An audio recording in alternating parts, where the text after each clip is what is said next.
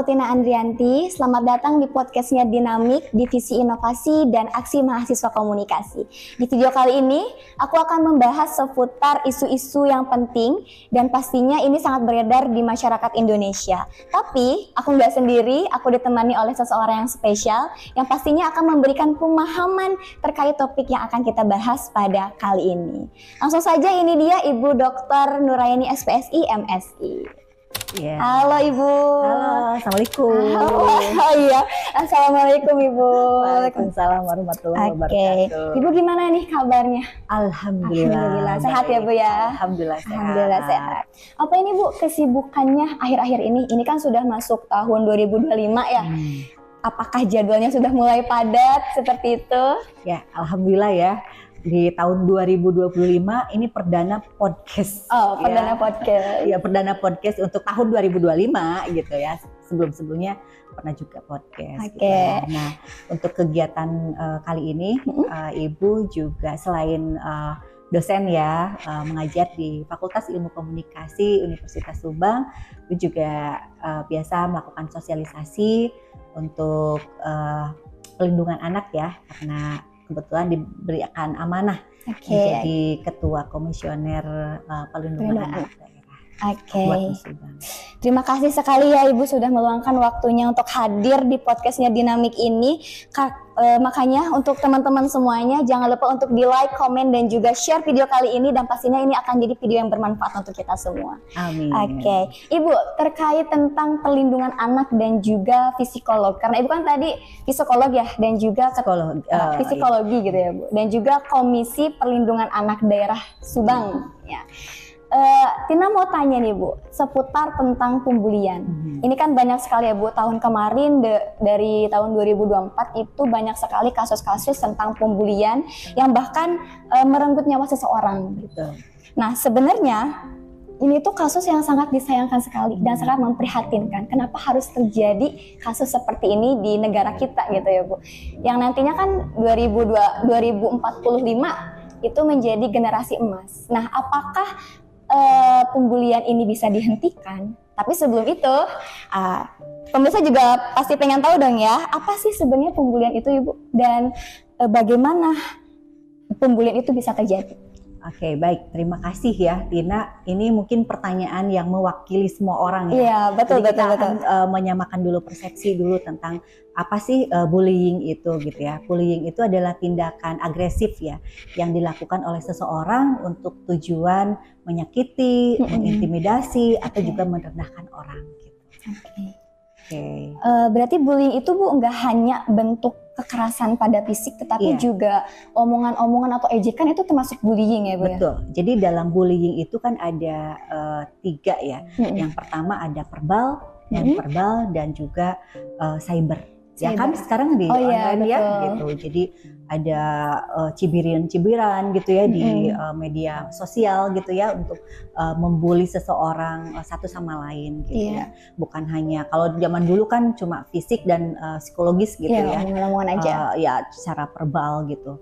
Nah, tetapi kalau sekarang tuh naik tingkat ke digital gitu ya. Sehingga yang tidak bisa terkontrol malah ya di media sosial tersebut. Ya, karena kita juga kan sudah berada di eranya teknologi semakin maju ya Bu ya. Jadi informasinya sangat cepat sekali gitu.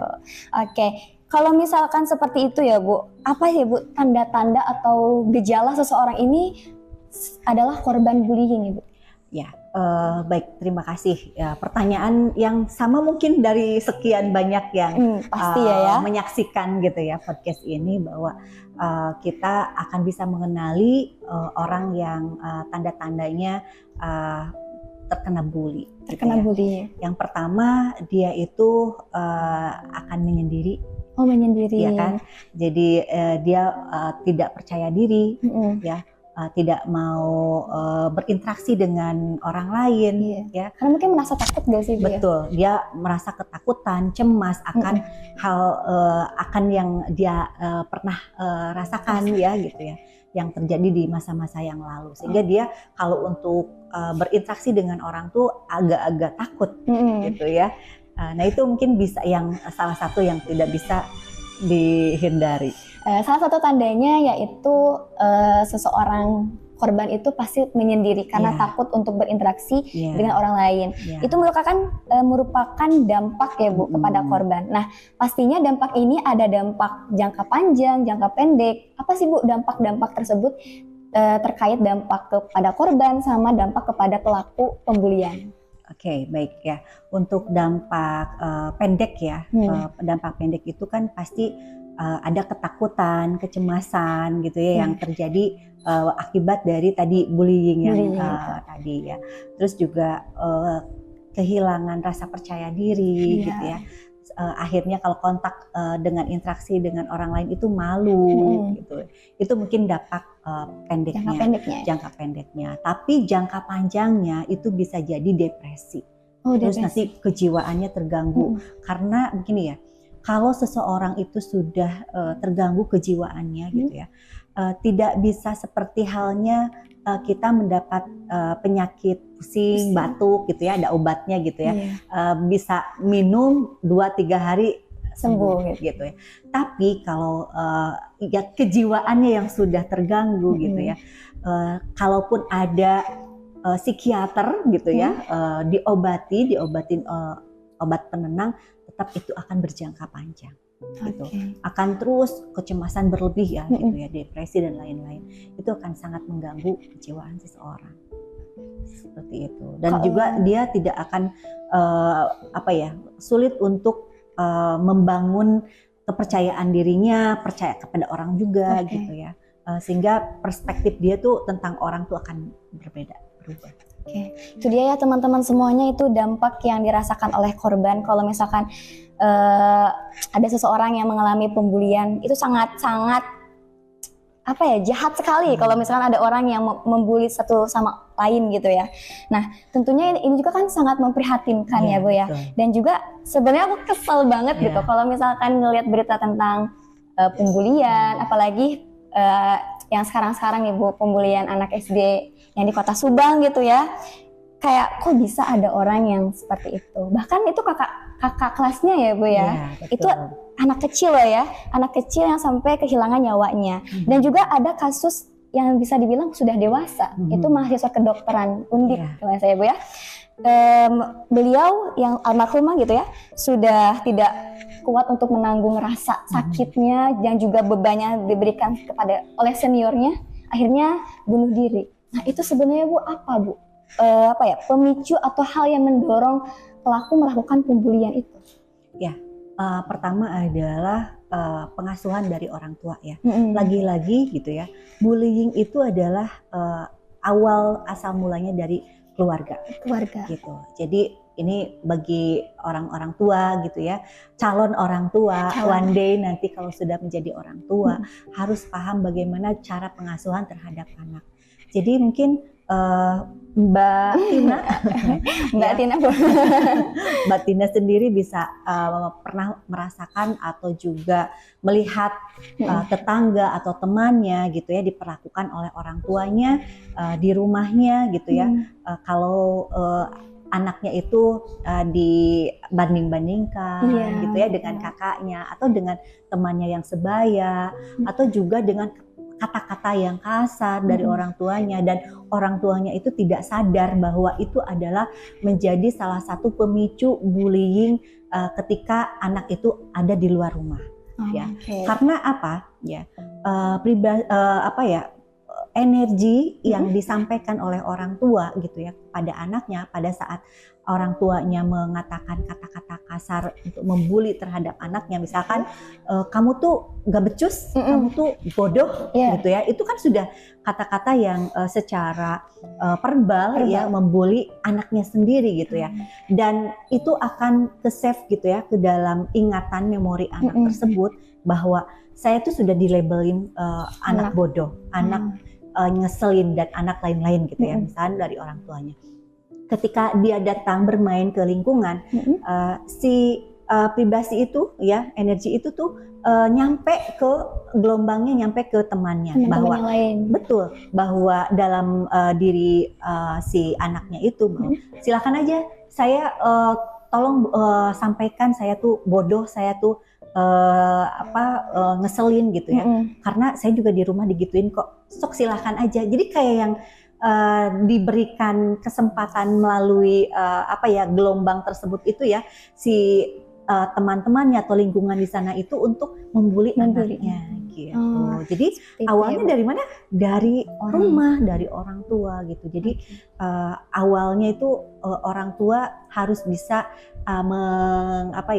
menjaring atau memfilter bahasa-bahasa apa yang harus disampaikan kepada anak-anak, supaya apa? Supaya tadi tidak tergelincir kepada bullying yang sudah menjadi labeling kepada anak itu sendiri. Gitu. Kan kasihan ya kalau sudah seperti itu kan dibully, orang tuanya pasti nggak mau kan dibully oleh orang lain kan. Padahal yang menularkan bully yang awalnya itu kan dari orang tua sendiri. Seperti itu ya.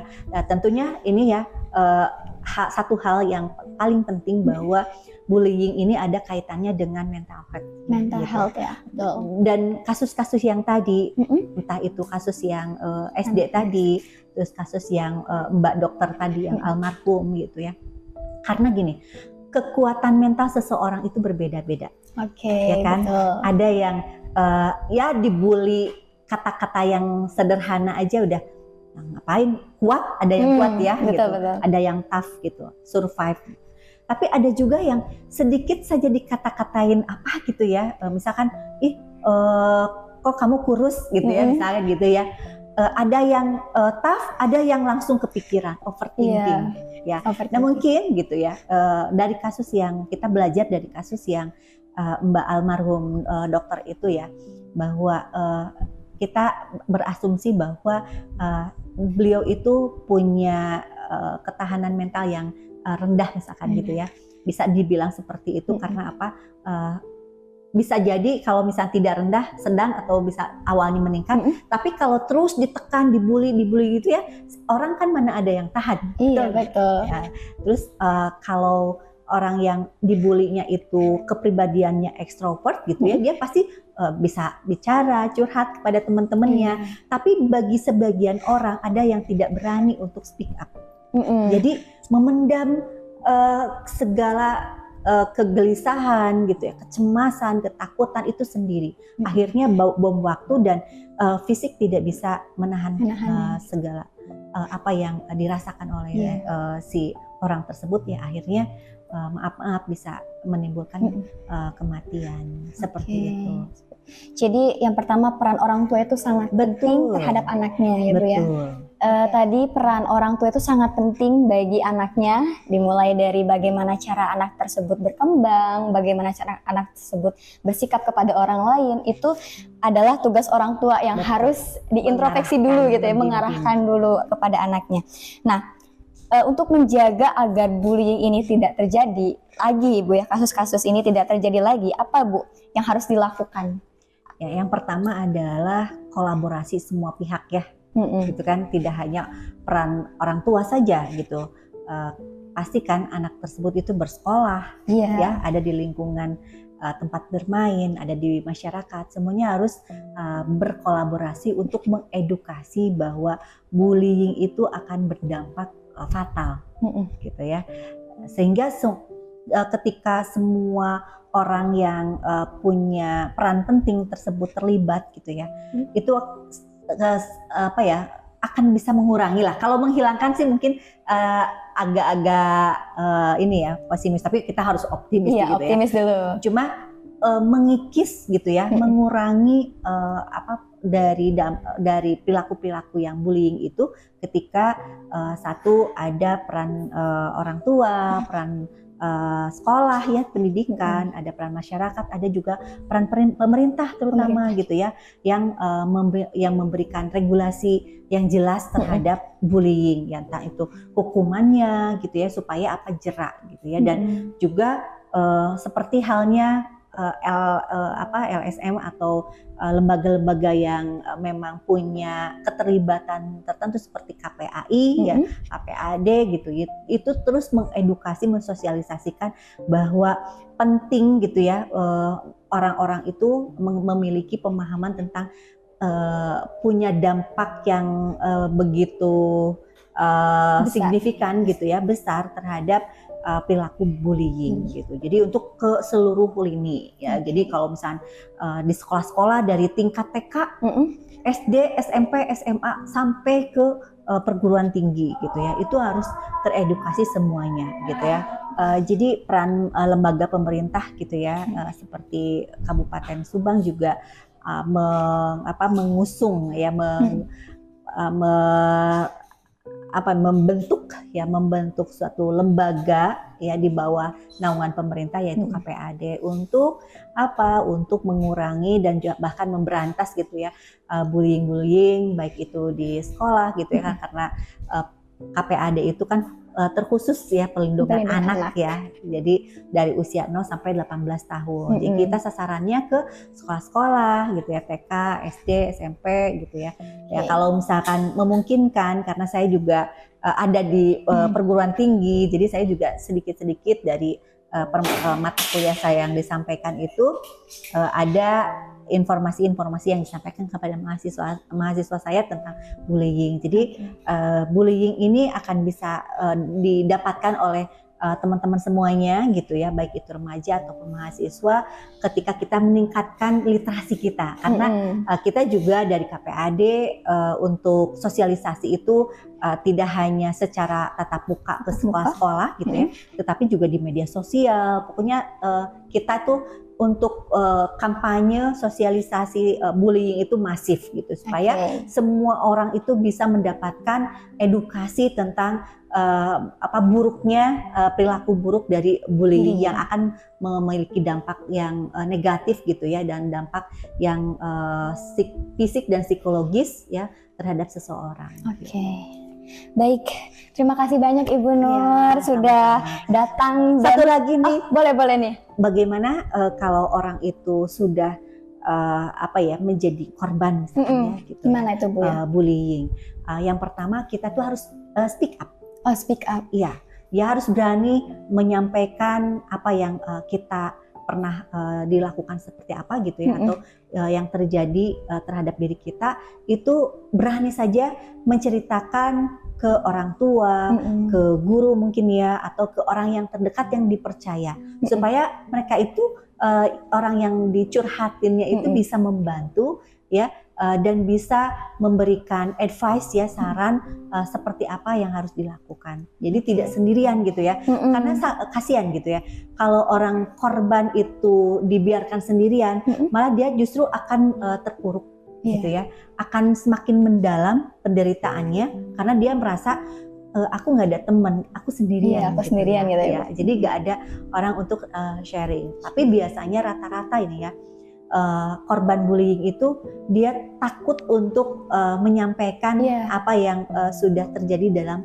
dirinya gitu. Karena ketakutan tersebut dia memendam, akhirnya dampak dia akhirnya ke psikis gitu ya, kecemasan berlebih, sulit tidur gitu ya.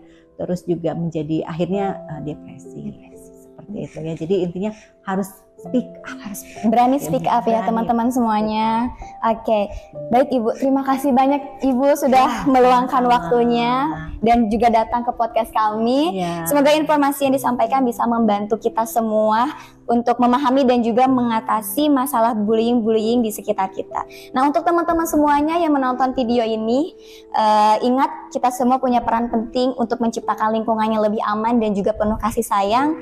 Dan juga aku mau menyampaikan kepada teman-teman semuanya, kepada mereka yang mungkin sedang atau pernah menjadi korban bullying, bahwa kalian tidak sendiri, kalian adalah orang-orang hebat, orang-orang kuat, yang kalian tidak sendiri untuk mengalami hal ini. Kalian punya kami, kalian punya orang-orang sekitar kalian untuk bisa memberikan dukungan kepada kalian semuanya, karena kesehatan mental kalian dan juga kebahagiaan kalian itu adalah hal utama dan juga yang paling berharga, karena kalian juga layak untuk dihormati, kalian layak untuk dihargai, dan kalian layak untuk memiliki rasa kasih sayang. Terima kasih kepada Ibu Nuraini atas waktunya, dan juga terima kasih untuk teman-teman yang sudah menonton video kali ini. Jangan lupa untuk di-like, di-share, dan juga di-komen ya. Saya Tina Andrianti dan saya Nuraini. Pamit, salam dinamik. Sampai jumpa di video selanjutnya. Bye-bye. Bye, terima kasih.